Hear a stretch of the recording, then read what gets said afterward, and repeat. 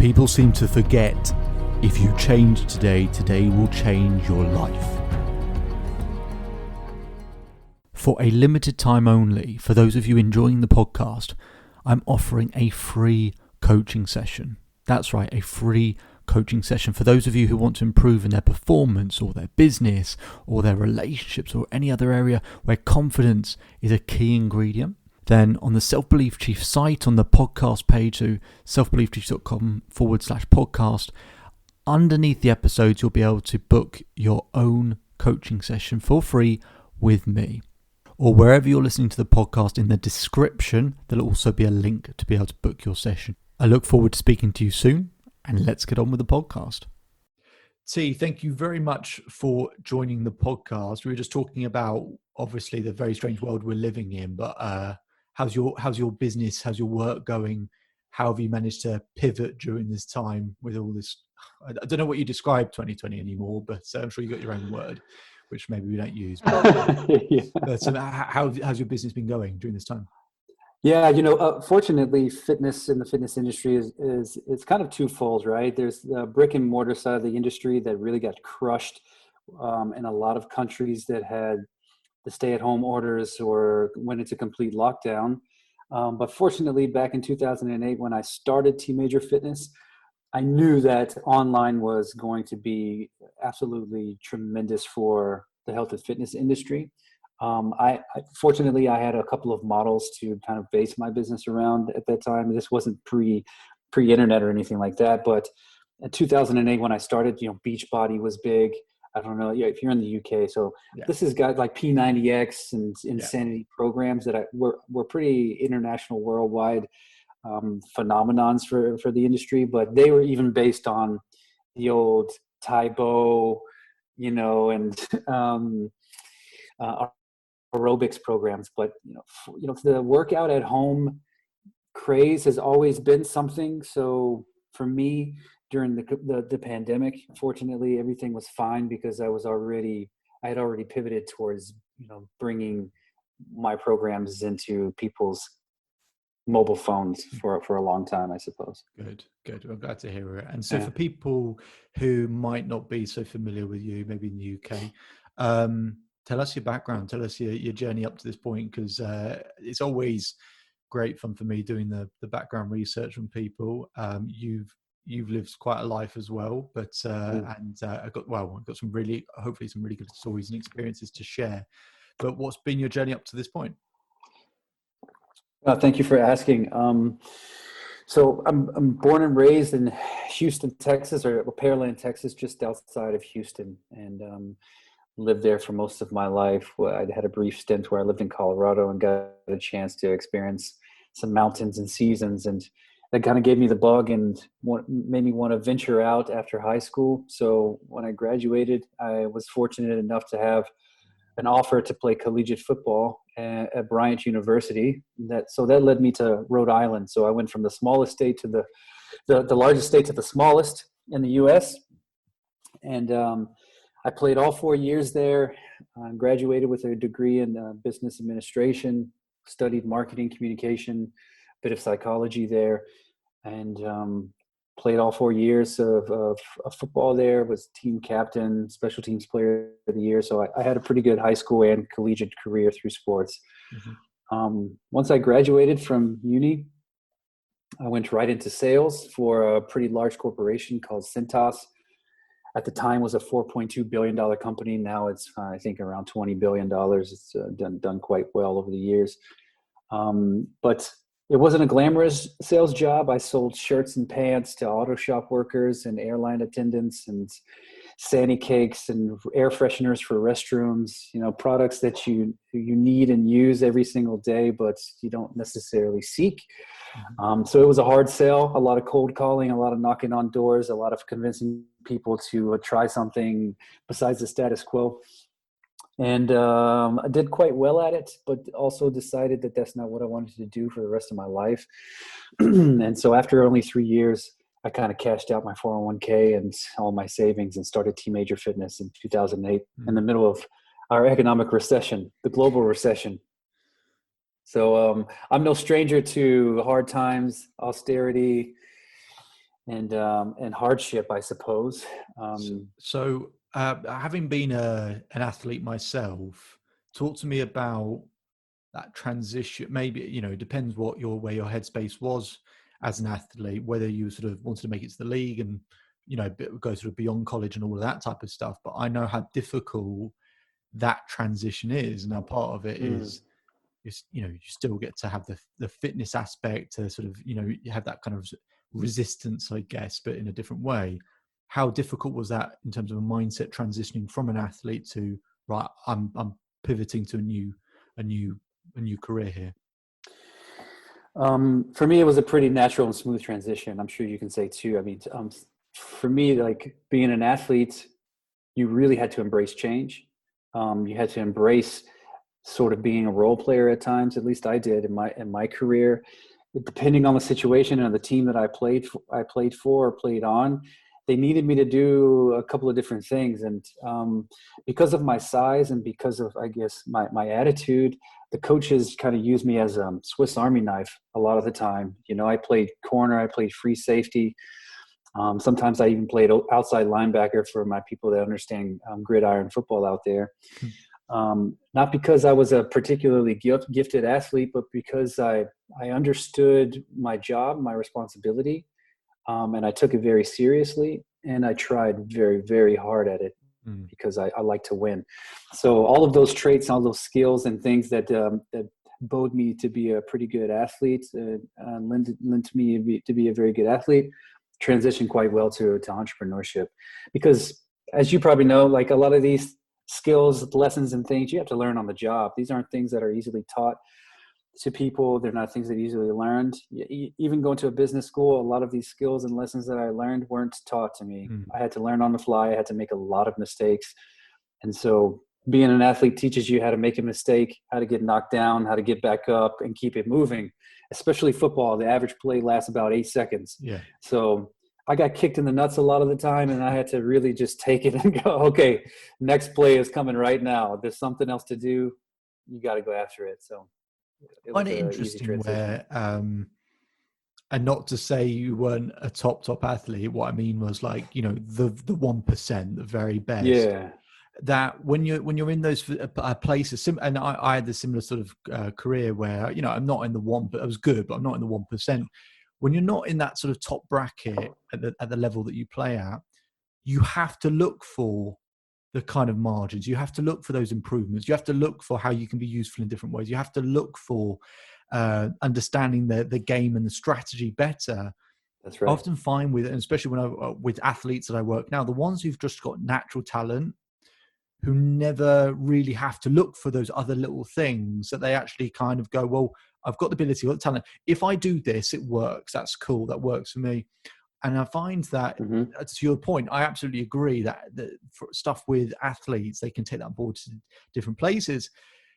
But sometimes it's not the top athlete. It's the one who actually is just in the sort of tier below that, who kind of has to learn all these different skills and the nuances and everything else. And often why they make the better coaches. Sometimes you see people like Michael Jordan, who's now not the best NBA owner, unbelievable player, and then you got a Steve Kerr, who is a phenomenal coach, but just sees things through different lenses. Great example. With that kind of skill set and attitude that you have, what is it that you see with people when it comes to fitness today that, what are the trends that you see? You spoke about people, wanting to work out from home, and that's always been a kind of trend. Now it's a sort of a necessity for people to be able to do that. Right. What is it you think people really need fitness-wise going forward? And what is it that people just absolutely miss it? They just don't get about fitness that prevents them from seeing the sort of results they want to see? Oh, that's a really good question. And it depends. It depends on people's life stage. It depends on what they are personally looking for. But I think if we're going to generalize, if we're going to talk about, I think people miss out on actually establishing their why of what they do. I think everybody wants to be fit. Everybody wants to be the best version of themselves. You'd be hard pressed to find somebody that's like, you know what, it's time for me to completely let things go. I think I had my best days, and now it's time to let things go to shit. That's not the case. I think most people want to find a way to optimize at least some part of their fitness. But most people don't dig down to the next layer and decide, why do I need to do this, or why do I want to do this? And that's important, because that is what's going to give you longevity in this game. That is what's going to give you the reason or something to turn back to whenever your motivation wanes, because your motivation will wane. There's always an excuse, a reason, a hiccup, a roadblock, an appointment, a holiday, or something that's going to derail you or cause you to kind of miss or get derailed. But if you can always kind of tune back into that why, that'll keep you going back. And I think that that's what most people miss out on, because you're completely bombarded, right, with this message, the same message. You need to be in shape.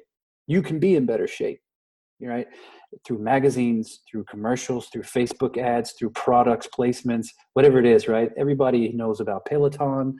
Everybody knows about home programs. And so there's no shortage of options for people to optimize, but most people are doing it because they don't have their own reasons why they should be doing it. Yeah. And it's funny because, you know, I've had clients come my way who they'll be like, you know, talk about losing weight and they'll go, I've tried everything.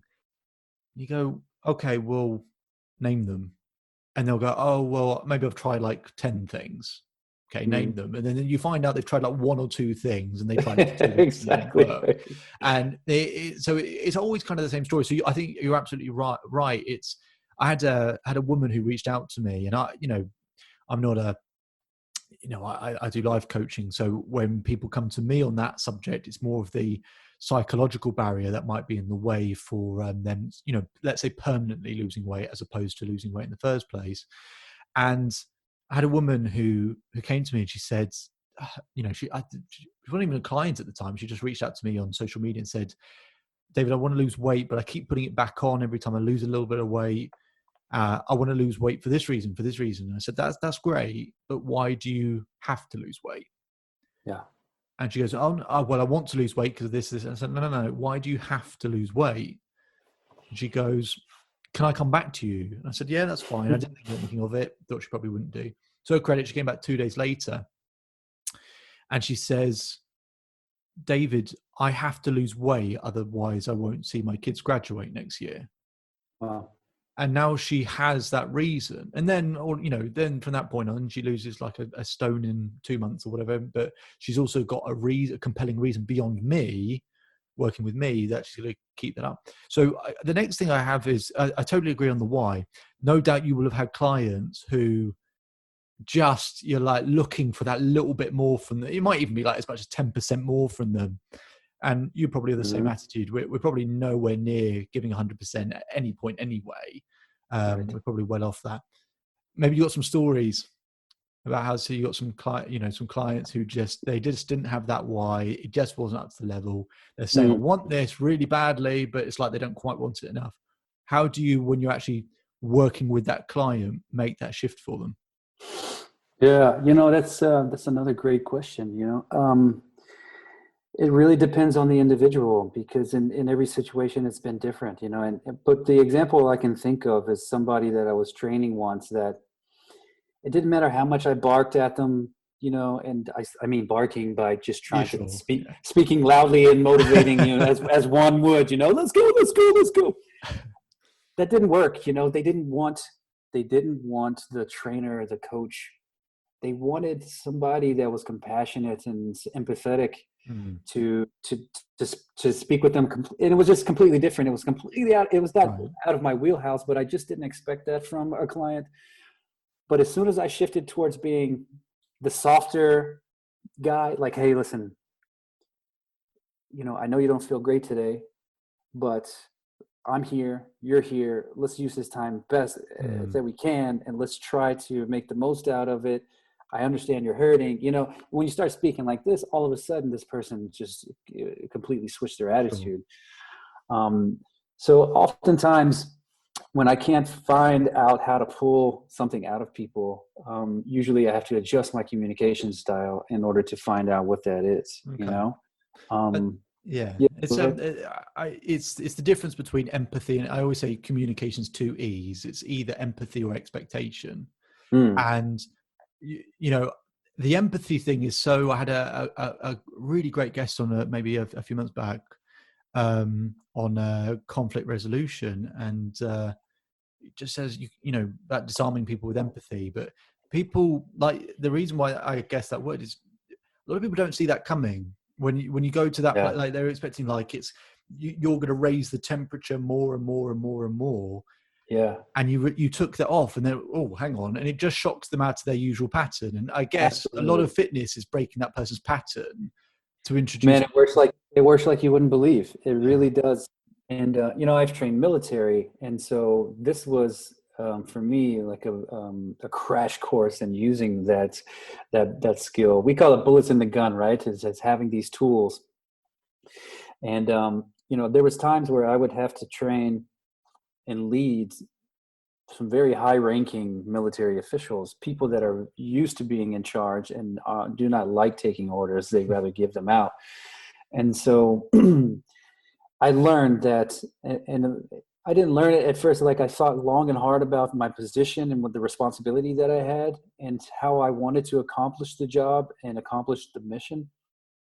And I decided I wanted to approach this not from a standpoint of like I'm way more in shape. I'm Mr. Military. You know, I'm not in the military. Don't need to be. They hired me to train you guys, so you need to respect me.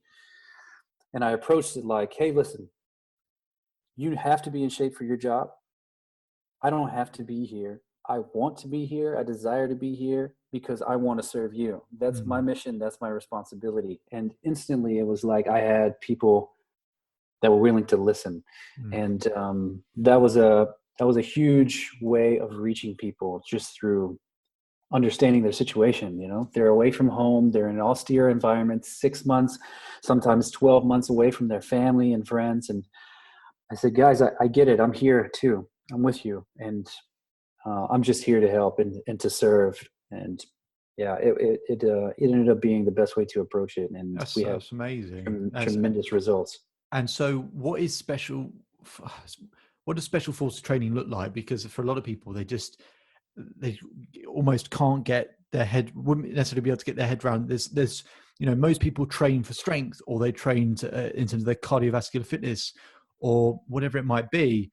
Where special forces training is just the relentless accumulation of all of those things for all types of scenarios. I'd love to know myself. Just what does that kind of training look like? Yeah, sure. I think there is a misconception, right? People think special forces individuals need to train like professional athletes, or they have to train, 7 days a week, or there needs to be some sort of crazy boulder throwing, or like it doesn't have to be that. What I found is that because of the variety of the missions and the variety of body types and variety of fitness levels that special ops would have, is that I would need to structure their programs in the way that tackles all facets of fitness. So in that regard, you would maybe, for a football player, you would have what's called specificity, right? You would have to train him for the nature of his particular job function. So the same thing with special ops guys, right? They have to carry sometimes heavy loads or heavy bags of gear and heavy equipment on their body for long periods of time. Sometimes they have to be crouched for long periods of time. Sometimes they have to be on their feet walking for long periods of time, jogging for long periods of time. Sometimes they're in very hot environments, sometimes very cold. So, you have to, I think if you tackle it from a standpoint of they're going to need endurance, muscular endurance and cardiovascular endurance. So we would train and tackle both of those. They would need relative strength. They would need to be able to pick up heavy objects. They would need to be able to lift their own body weight extremely well over walls, through different objects, whatever it may be. And they would need to be mobile for sure. They need to be able to crouch. They need to be able to take the strength that they have and move it in a variety of different planes of motion. So a lot of the workouts we would do are very functional based. So a lot of kettlebells, a lot of rope work, a lot of tires, and not much running. For example, we wouldn't do much sprinting or much, jogging and running around the base. we would work cardio in a variety of different ways, lifting heavy weights and swinging around heavy objects. Yes, yeah. So a sense of specificity with it, and so especially with special forces. But what I always say to people when I work with them, the hardest way to try and change your mind is to try and change your mind. The easiest way to typically do it is through your physicality, through your body, through the actual movement that changes the blood flow and the biochemistry, in terms of what it does to someone's mind and their psychology and their health. How much consideration do you play to the psychology of the sort of the individual? I know we've spoken about the why, but in terms of, it might not be the talking about how to coach people's psychology or anything like that necessarily, but how much of an ingredient is that part when you think about the training and the setup? Yeah, I mean, again, fortunately for me, I've gravitated towards, from training your everyday people from everyday walks of life to athletes and, military. So what I noticed was that psychological part was a bit easier when it comes to athletes and special forces guys, and understand this. They've already been coached and trained on this, and it's been kind of drilled into their head. Like, there is a rhyme and a reason for this. You don't have to convince many athletes or military people of the reason why. They already have the reason why. They already have their intrinsic motivation, and they put their trust in you, and they go, okay, like, they're just used to taking orders in a way. So there was not a real psychological aspect to it, besides maybe pushing them to the next level or to the next point. And oftentimes that it's also very easy because you can play into the competitive nature of people. At least with athletes and military, you can always spot that person where you can kind of pull on those strings a bit harder to get a bit more out of them. And that type of person when, they're an alpha male or alpha female and they're just totally headstrong. You don't have to give them much coaching. But then when you go over to them and you're like, hey, listen, out of 10 sprints or out of 10 lifts, Megan or John over here is beating you on like 2. Are you off? What's going on? Are you okay? And they're like, what, off? No, me? Off? No, not off. And then all of a sudden, you see a different gear out of people, which is really cool, I think. When you set up Team Major Fitness, and as you said, during Great Recession, and we'll talk about another part of your business which you've managed to set up during a pandemic as well. As I know, I saw on your website in terms of maybe you enjoy adversity, the way you talk about fitness, maybe you can see that's clear. But just in terms of a business standpoint, setting up Team Major Fitness during that time, which side of all of the shit happening in the world did that happen? Was it like, I knew that this was happening and this is the right time to strike, or was it that you were going to set it up and then this recession hit and you thought, fuck, how do I manage all of this? Tell us about what that year was like for you. Yeah, I David, I wish I can take, credit for having any kind of foresight or into anything, but I was completely young and naive and had no idea what I was doing. Right. In fact, at that time, this was probably the hardest and worst period of my life. I was actually going through a breakup. I lost my dog. I lost my apartment in the breakup at the time. And the worst flood in 100 years came through Rhode Island. And, my training studio that I had at the time was underneath 5 feet of water. It was really a rough period of time for me. And I was a bit burnt out on the sales job at the same time. So I was just crushed. I was being crushed by depression and by everything else that was happening in my life. But in the back of my mind, I always kind of knew that once I made up my mind that I was going to leave this sales job, I always had in the back of my mind, you need to do what you would do for free, because this is your calling. This is the thing that you will do well. And so for me, I always was the first guy in the gym and the last guy in the gym, regardless of the sport I was playing, because I really loved training aspect of it, right? I love the studying and the training behind being a good player. And we briefly touched on it. I wasn't the most gifted guy. I actually got started into athletics, I think, later than a lot of people. And so I always had to go the extra mile and work a bit harder. In fact, my best friend and I in high school used to break into the gym at like 10 o'clock at night to get a second training in. Yeah, we got busted once because we broke some mirrors in the gym, and we thought we were going to get murdered and punished. But fortunately, one of the coaches caught us and was like, yeah, guys, here's a key. And we were like, wow, this was the type of people I had around me at the time, which was really great. But so in 2008, when all of this stuff was just crushing down on me, I just kind of turned back to what I knew that I could do well. And so I moved to Boston, and I started an outdoor boot camp because I had no money, no equipment. And I just knew, okay, I'm just going to start recruiting people. I'm going to give them free sessions. I'm going to train outdoors so I don't have to pay rent for a space. I'm not going to buy equipment because I don't have any money. I'm just going to focus on body weight training, and I'm going to make this work. So I started bartending at a bar in Boston in the Irish district, with two Irish guys.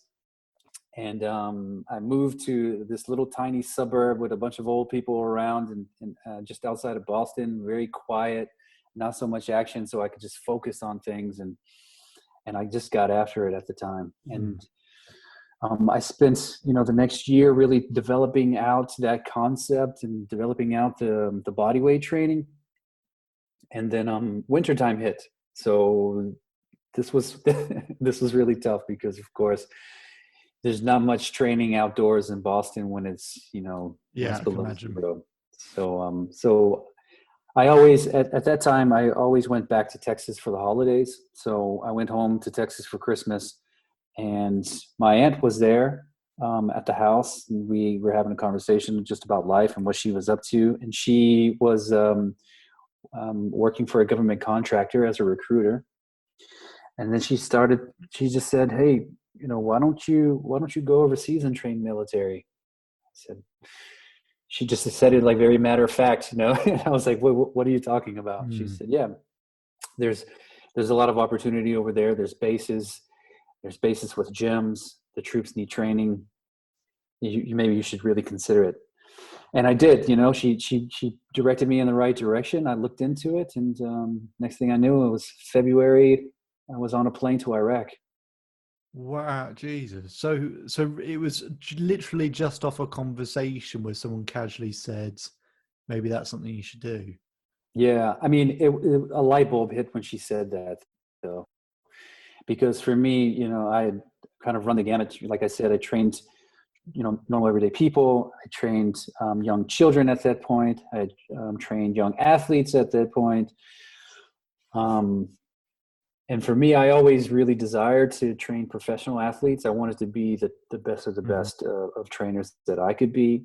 And I never really thought about military. I didn't know how to get into that. But when she said it kind of matter of factly, I lit up, like a fire inside of me lit up. I was like, this would be the most amazing thing. I've never heard of anybody doing it. It sounds dangerous, it sounds challenging. And yeah, I'd be interested in learning more. And the more I dug into it, the more I wanted to do it, the more I had to do it. And so, yeah, it was that quick. By February, I was on a plane to Baghdad they call it a C-135 aircraft. It's these really big ones you always see in the movies that carry, 50 troops. They're in the cargo nets and they're strapped in, and it's just metal and people inside. Yeah, that was my first experience. And what when you're out there, what is that experience like? I mean, does it? You go there, you don't know, but you've got some picture in your head of, well, I guess it's going to be like this. Does it look like that picture once you're there? What? Oh yeah, David, I have a story for you, brother. Go on.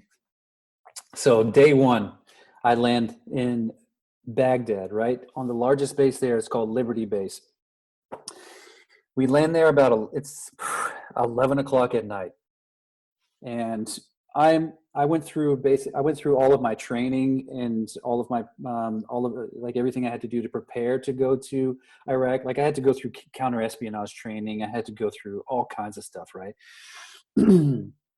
So there was a very small group of us that left together. We flew into Kuwait first, and then from Kuwait we flew into Iraq, and then from Iraq we flew through military aircraft to this base.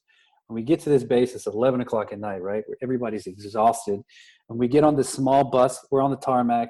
We get on this small bus, and we're about to leave to go to our living quarters. First, we had to go through another security check, and then we were going to get escorted to our living quarters. So we're waiting on this bus, exhausted.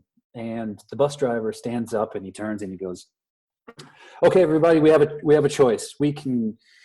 I know you guys are hungry. We can drive over to the DFAC, which is called it's an acronym, DFAC, Dining Facility. We can travel over there. I can drop you off, circle back around in 30 minutes and pick you up, or I can wait for you for 20 minutes and then you guys can come back out." As he was saying this, I'm looking at the clock, and I'm in it as it turns 11. Because I'm thinking about how hungry I am, and just dying for food. The loudest siren I've ever heard in my life goes off, and it's funny because this alert, this sound is on the iPhone, and it still terrifies me to this day. I can't even listen to it. Hold on, I think you froze for a second here. Can you still hear me? Yeah. And so to this day, so this sound is on the iPhone, and to this day, this still terrifies me when I hear it. So, he gives his spiel over, asking us what we want to do. And I hear, "Work, work, work, work, incoming, incoming, incoming." And I'm just looking around at everybody like, what the hell's going on? And then you just see these flares of lights flying by. Boom, boom, boom. And one guy goes, "Get off the bus, get off the bus, get off the bus." So everybody stands up, and we just start marching off the bus like single file as fast as we can. We hit the open air, and I just start following everybody. We sprint to a bunker. More bombs are dropping. Boom, boom, boom.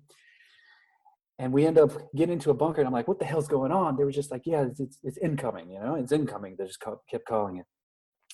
It's myself and maybe 20 people sandwiched literally in this bunker, side to side, shoulder to shoulder, like butt cheeks to butt cheeks, for an hour and a half, as like intermittent fire just comes into the base. It was hot.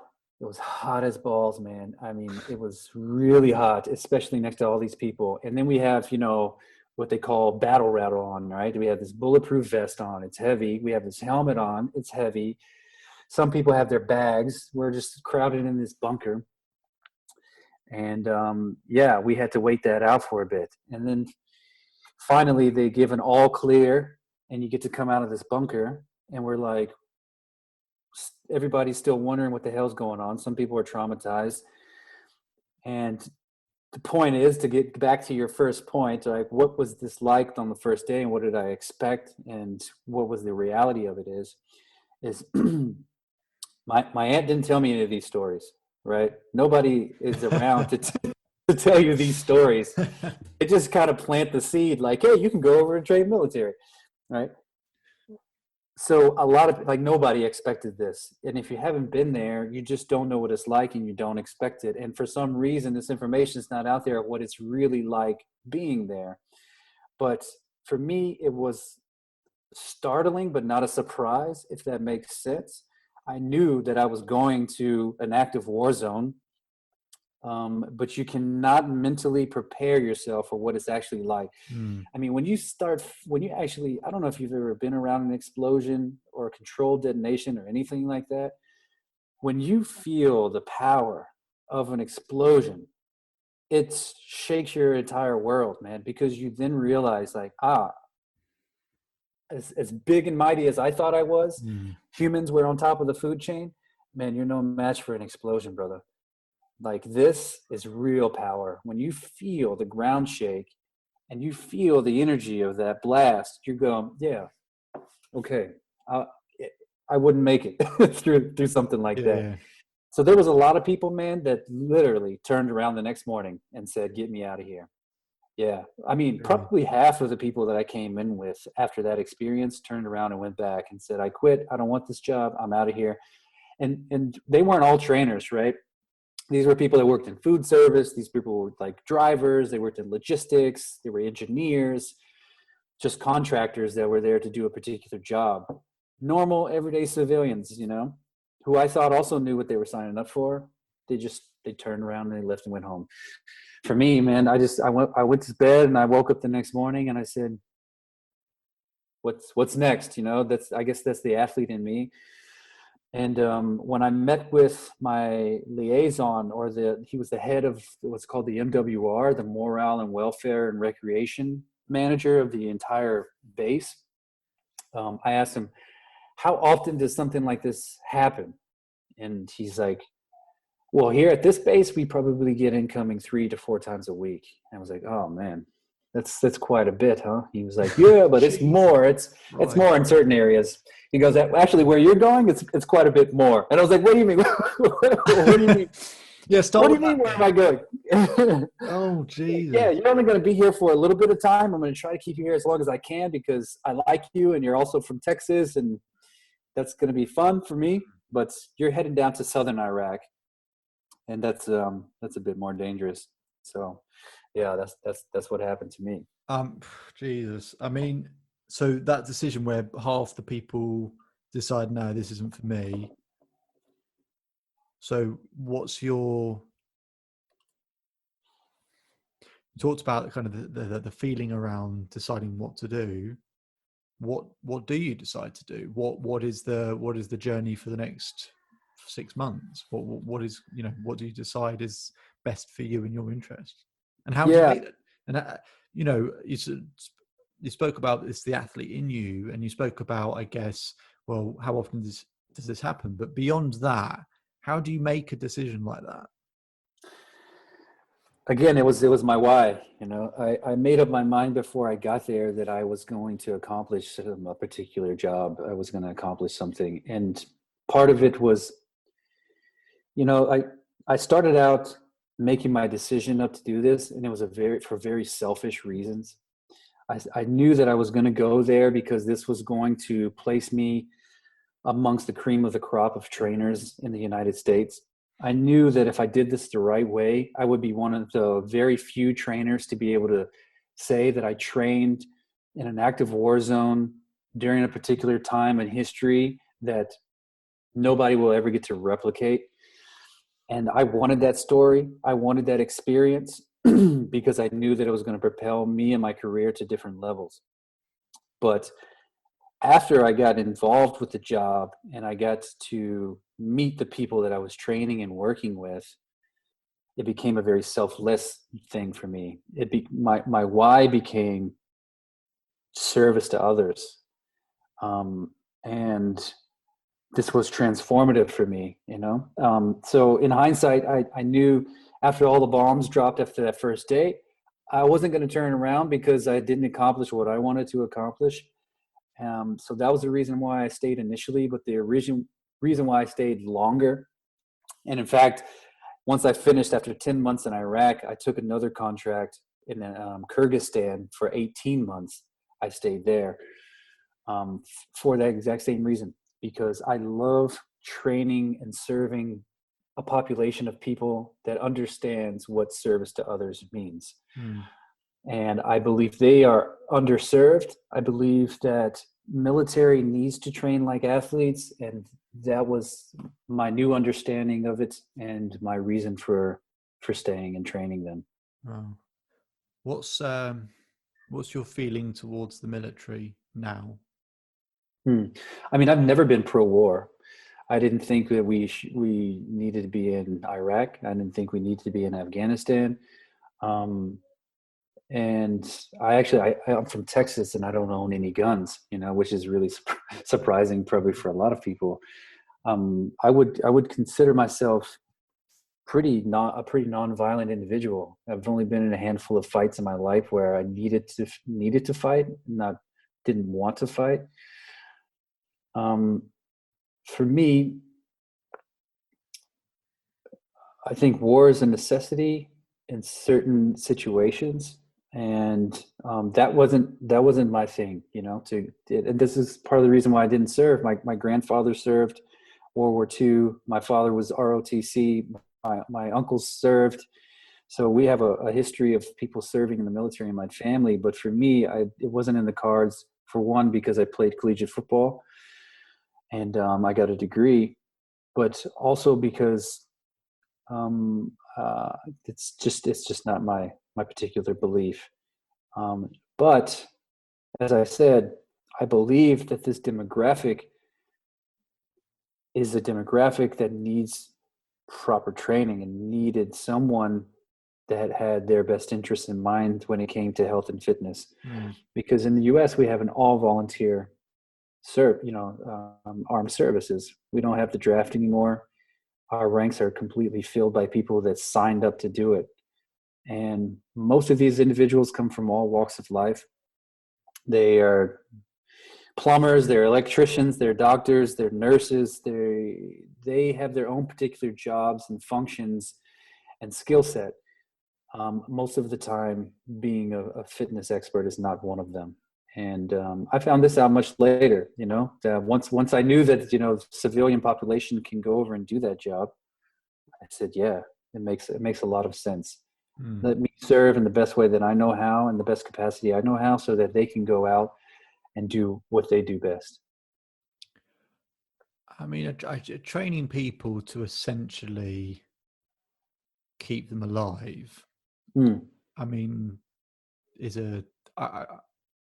I can't imagine what that feeling, the sensations I get from people, and to talk about your selfish and selfless thing, it's interesting when you work with clients, and I think the reason you often get into things is because, well, actually, as much as when you start out, it's as much as I know I help someone, well, it's going to have financial value for me, or it's going to have a sense of create a sense of significance for me, or and there's some other motivating factors there. And when you have a client who speaks about you changing their life, and and obviously nowhere near on the sort of scale that you're doing. When people say things like that, I remember the first time someone sort of said something along those lines, and not actually knowing what that would feel like if anyone ever said that to me, or lucky enough for someone to say that. And then actually you don't really feel anything for yourself. I didn't expect that. I thought, there must be something in there where you kind of go, this means I'm good enough. It means I'm this. It means I'm this. And maybe there is a bit of that in there, but there is so much, especially in my world, where if I get that sort of feedback from someone, it's, well, actually, I can give you direction, but I can't make you take action. I can't make you do that. We give you the direction, you get the direction. Now it's in your world, in your life, to take action. So no, it's very nice for them to say that, but you just have so much pride for that person taking action when so many people don't. For you, when the feedback or stuff that you get from people, when you're doing things where in that type of scenario where genuinely having the fitness to keep alive, I'm going to assume you've had positive feedback from people. What's that feedback like for you? What's that experience like when you hear stuff like that? Well, one point I want to make on what you just touched on, I think that this is probably what made you a good athlete and makes you a good coach, is that you take this feedback, and instead of internalizing it, it's more like a mirror for you. You kind of reflect it back on the individual's accomplishments. I think this is a powerful subconscious thing that you do that probably makes you really great at your job. And I think it's what makes great athletes. I think it's what makes great coaches and great leaders. People that have the ability to take this sort of feedback and say, Yeah, all I did was give you the tools to empower you to be great or to do something great. And so I appreciate the recognition that we did this together as a team. Mm-hmm. But yeah, if you don't feel any particular way, like you needed that pat on the back, or it validates you in some sort of way, I think you're actually onto something great. To be Yeah. honest with you, so for me, whenever I would receive this sort of feedback, um, in a way, it was expected, Mm-hmm. because that is exactly what I set out to do, is to change people's lives through health and fitness. And when it does come, it's rewarding, because oftentimes, I don't know if you can attest to this, but sometimes it's a thankless job, especially when you're dealing with larger groups of individuals, Mm-hmm. teams, or military in this case. You go in, you've thought all night or all day about how you're going to structure this class, this one particular class, to make it the best absolute experience for people. You go in there, you're in front of 50 people, you give 100% energy to keep them focused, you put them through this thing, and then they pack their shit up and they leave. And you go, all right, next one's coming in 15 minutes, and you do it again, you do it again, you do it again. And sometimes all you get is the shit, people that come to you with problems, right? Oh, my leg hurts. Oh, I'm injured. Oh, I need this. Or actually, I don't feel good. It's this and this. You're a problem fixer a lot of the time. And so for me, at least, when the one person comes up and is like, hey, you know what? There's a small victory that I want to share with you, or whatever it is, then I'm like, yeah, okay. Yeah, it's Yeah. that drop in the cup that keeps you above half full, right? I do agree with that. I think I was lucky enough to have an experience early on that taught me a valuable lesson based on kind of what you just said of, a room full of people, and you're sort of thinking, is it making an impact? So right at the beginning of all of the work that I've done, I remember doing this talk, maybe about 100 people, something like that. And, but they were young, they're probably about 18 to 22. And there's this kid heckling me. And I'm like, I'm not a fucking stand-up comedian. Why am I being heckled? Really? What the hell is happening? And he's like trying to finish, he's trying to finish my sentences and shit.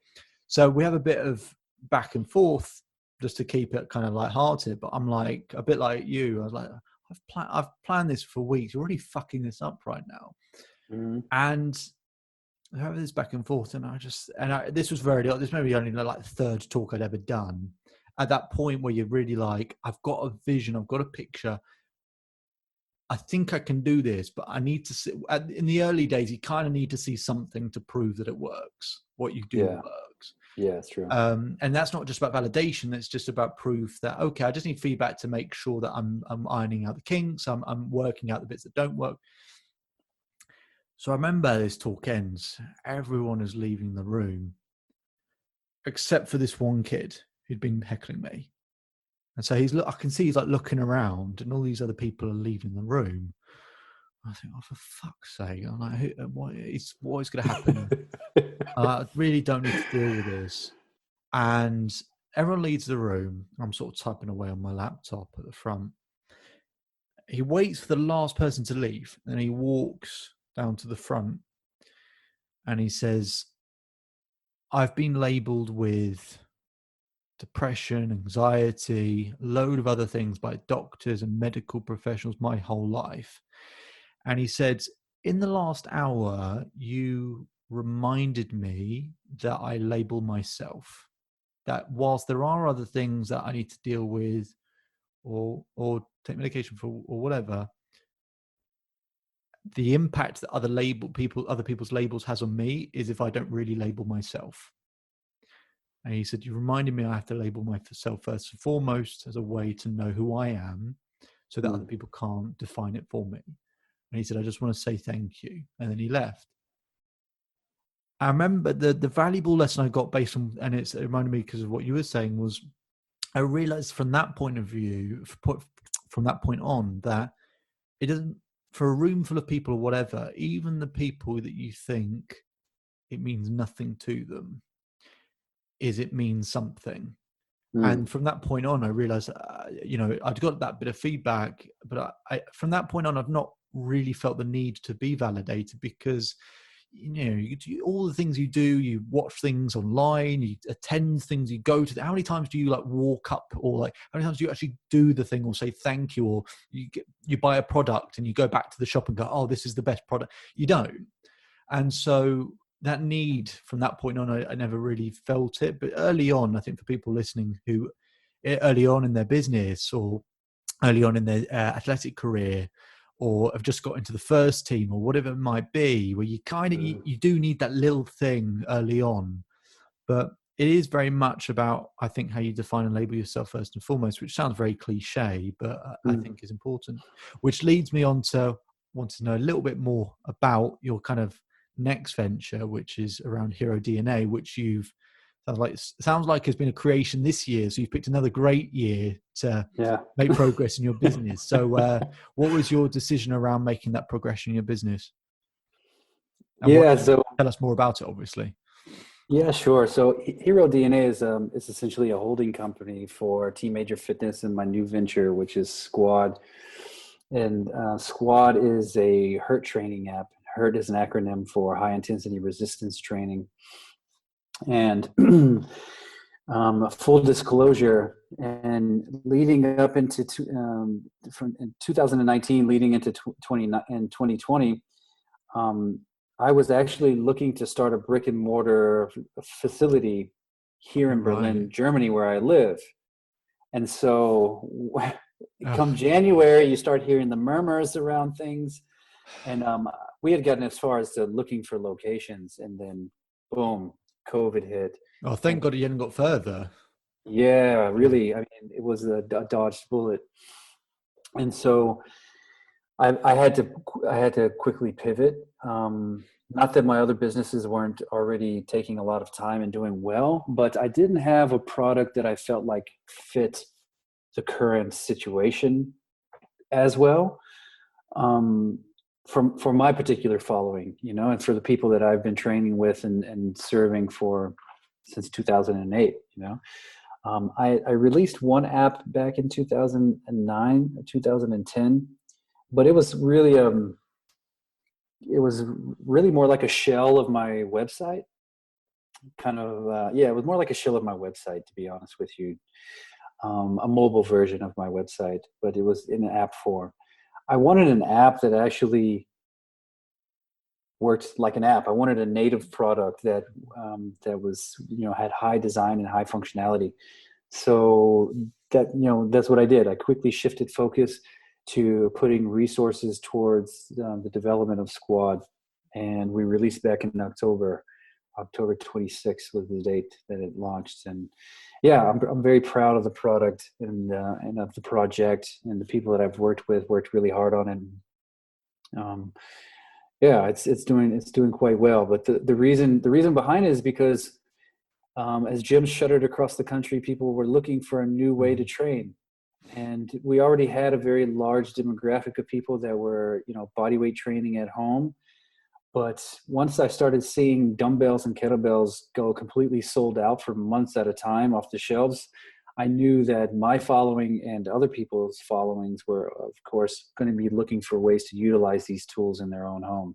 Mm-hmm. So that's the product I put together. I'm already a calisthenics expert. I've been preaching bodyweight training for such a long time, but my foundation of strength was based in weight training and resistance training.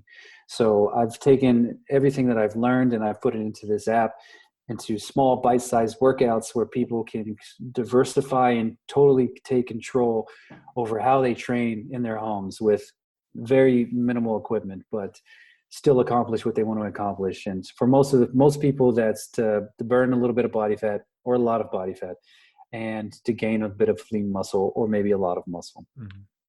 And so, yeah, that's the direction that I took, and that's the product I created.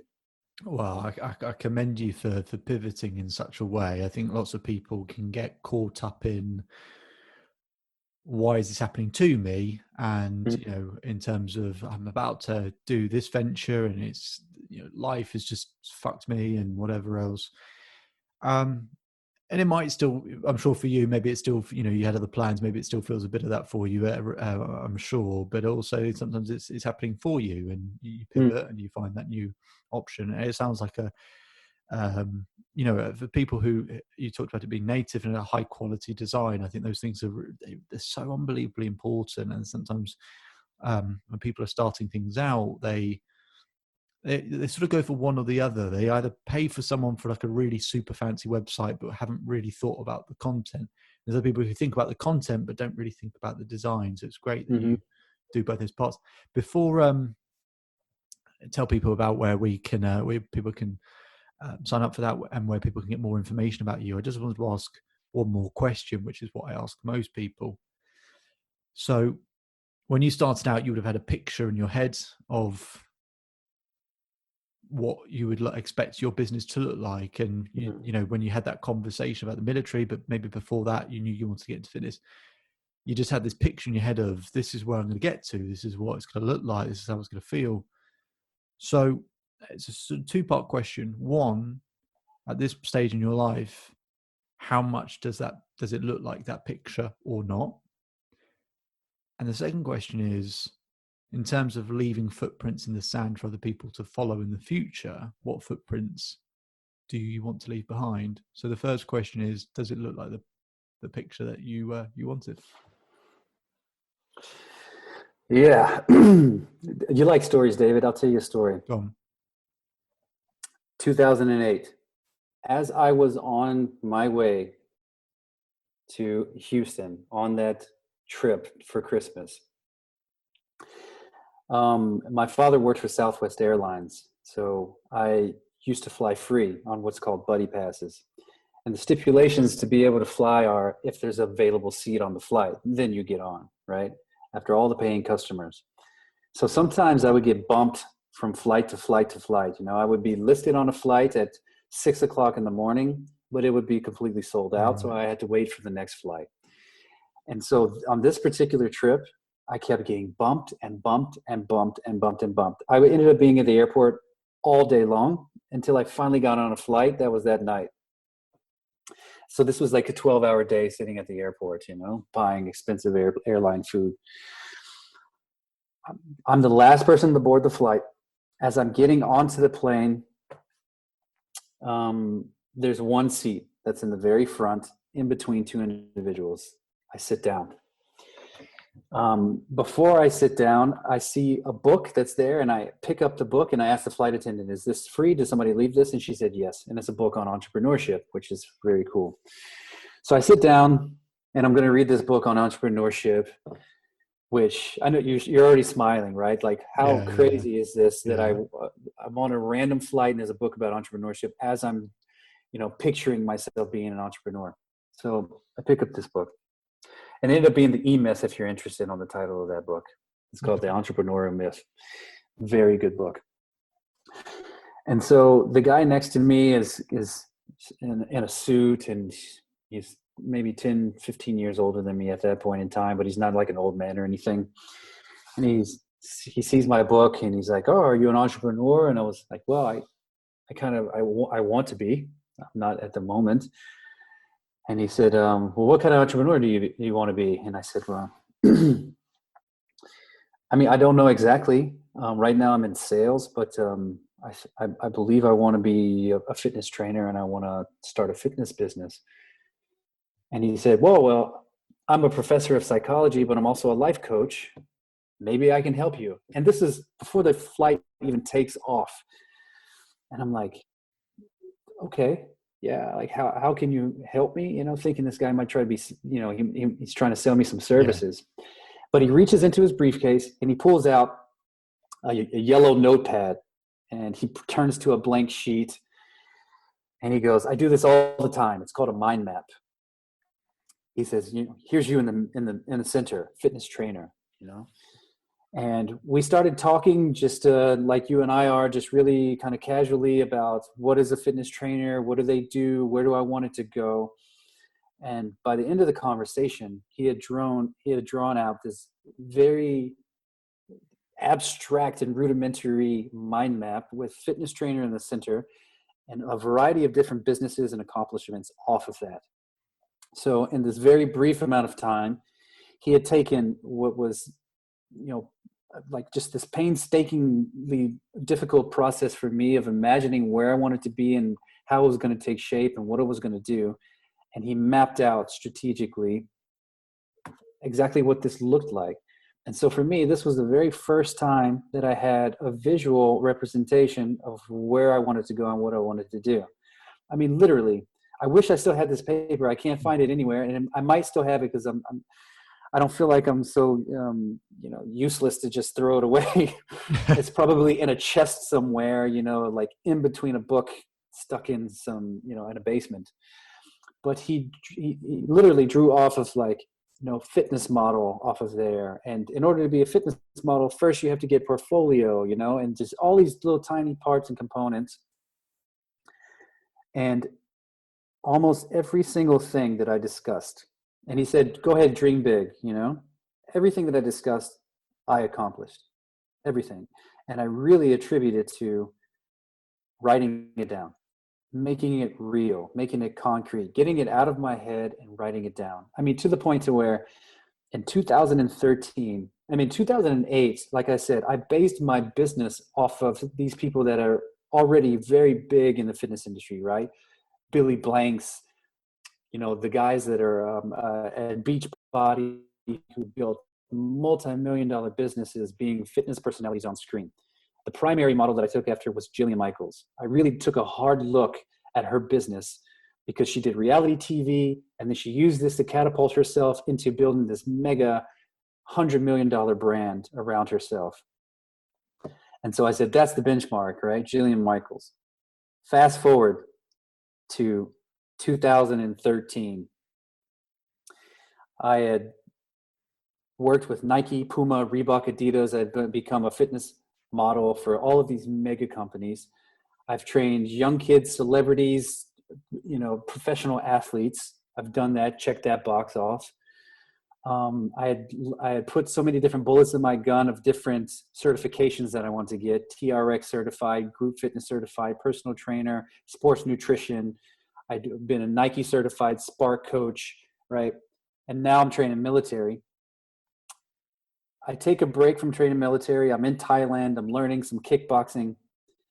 And where do I get an email from? Jillian Michaels. Jillian Michaels finds me. I didn't reach out, finds me off of a YouTube video and says, wow, we think you're the next big thing. We want to work with you. So if there's anything that I can say about the visualization process, the process of imagining where you want to be, and the process of actually writing it down and mapping it out to where you want to be, this to me is one of the most powerful things that you can ever do. And I'm a firm believer of emotion creates motion, right? All of these things I really felt like I really wanted. And I focused on those things obsessively. And whether directly or indirectly, they ended up happening in some way, right? I always knew I was headed in the direction of becoming a Jillian Michaels, but I never could have imagined that she would be knocking on my door saying, I think you're the best thing ever and I want to work with you. So from there on, I ended up moving to Los Angeles. I ended up working with her. I was on her reality show and have created a fitness program with her. I mean, I truly believe the sky is the limit whenever you actually sit down and have some focused intent on where you want to go and where you want to be. That's the end of my story.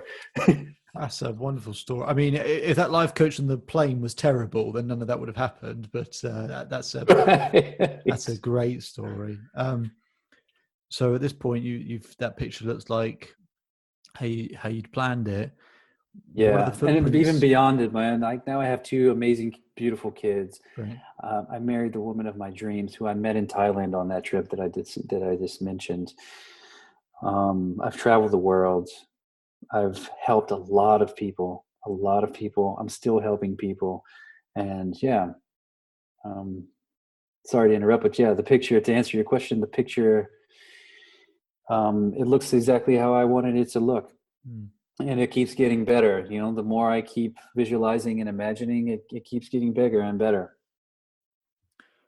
It's been I mean, the story's been great. It's been a pleasure to speak with you. For people who want to join your audience, for people who want to know more about you, and also want to learn the lessons that you've shared today and want to up their fitness game, where can people find out more about you? Mhm. So my personal website is teemajor.com. It's TEEMAJOR.com. You can find me there. Also, my email address, I keep it open. I don't hide from anybody. It's t@teemajor.com. Pretty simple. And of course, Squad, if you want to train with me, you can find me in the App Store, only for iOS, unfortunately. Sorry, my Android users. I do love you guys too. The development is moving a bit slower on that side. But for iOS, just search for Squad in the App Store. SQWOD. It's a combination of squad, like squadron of the military, and WOD, or workout of the day, which is a popular term amongst Mm-hmm. workout individuals or fitness community. So yeah, you can find me in those places. And yeah, please look me up. Thank you very much for your time, T. Thank you very much, David. I appreciate you, buddy. Thank you.